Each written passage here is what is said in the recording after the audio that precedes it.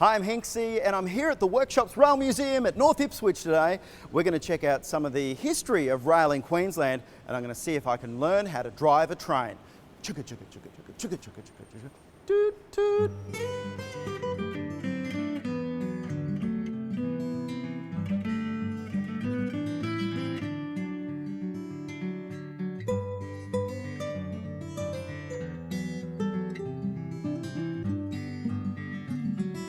So Geraldine, is this where I come to learn to be a train driver? Absolutely, you can come and take part in all sorts of things here. You can go on the simulator for the diesel driver. You've got a simulator. You can pretend to be a diesel driver. You can even stick your hand out the window of the cab. Is that a prerequisite when you're driving a train that you must put your hand out the window? No, I suspect you should keep your hand in the window because of the passing traffic. But yeah. Look, this is a fantastic museum and you're the curator. How difficult is it to curate a museum of trains? I find it fun, so I don't find it difficult at all. But there are some that you can climb on here, aren't there? Yes, we've got Pompey out the front that everyone loves to get up and pretend they're driving the engine. This site here, the Railway Workshops, has been here for over 100 years because I remember when I was in school coming here on an excursion. That wasn't 100 years ago, though, that wasn't.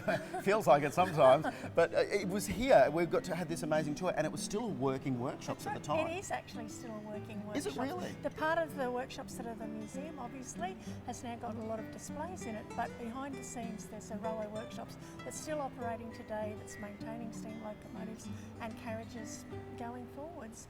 You know, when you come to the railway workshops on any given day, you've got Platform 9. Tell us a bit about that. Platform 9 is one of our exhibition areas where you can go into the long distance carriages, look at how people used to carry out rail travel in yesteryear. You can sit in the seats and imagine rattling along. You can hear the call of the conductor and the flagman on the platform, see the baggage trolleys, all that kind of thing. So it's a bit about immersing people in the nostalgia of rail, thinking about it, what it was like when you could get on a train and hear the rattle and the chuff of the steam engine. If you want to ride in a steam train, because you can actually ride in them in different areas around southeast Queensland, but one is Steam Train Sunday. Steam Train Sunday, you've got to love Steam Train Sunday. You can find out about it on our website, but basically it's around about an hour and a half ride on a steam train around the suburbs of Brisbane. And you see some of the old stations, you get to experience the sound of the steam engine and also the grit in your eye. You can walk between carriages, it's a fantastic experience. Does the cart come down there where the lady, you know, when you act like a muggle? No. Because you also do things here for school holidays where you might have the Hogwarts Express or even Thomas the Tank Engine. Yeah, we have Thomas the Tank Engine is one of our big events and it's been running Christmas holidays now for, I think about 10 or 11 years. Every school holiday we have some program for the kids. You can come down, enjoy the museum itself, but also take part in activities. And there are craft activities and performances, that kind of thing. Enjoy yourself. Well, it sounds like a fantastic day out. So thank you, Geraldine, for telling us a bit about it because, you know, it really is a historic part of southeast Queensland. And if you love trains, this is the place to come.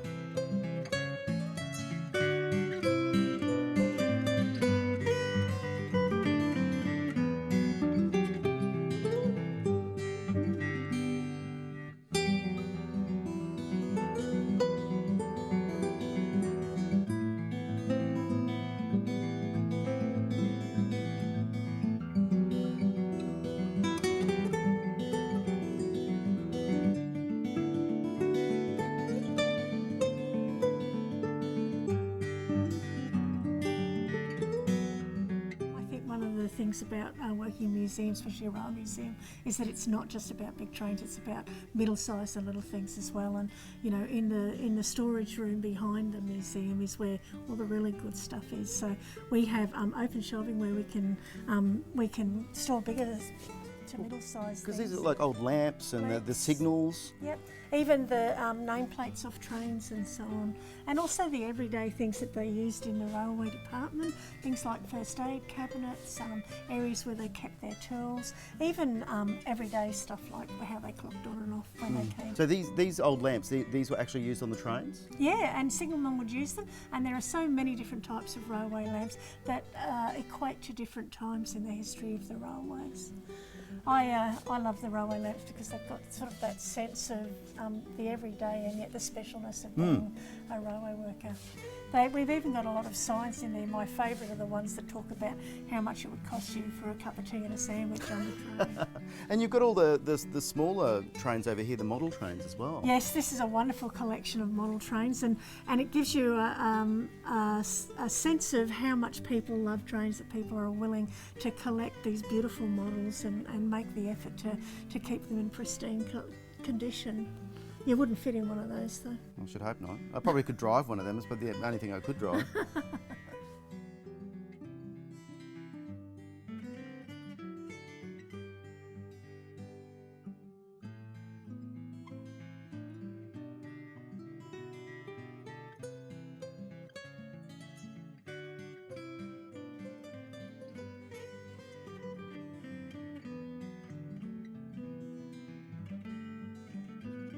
So, have you had a good day at the Workshops Rail Museum? Look, I've had a ball checking everything out. Look, am I qualified to drive anything yet? Well, I think I've got a train for you to drive.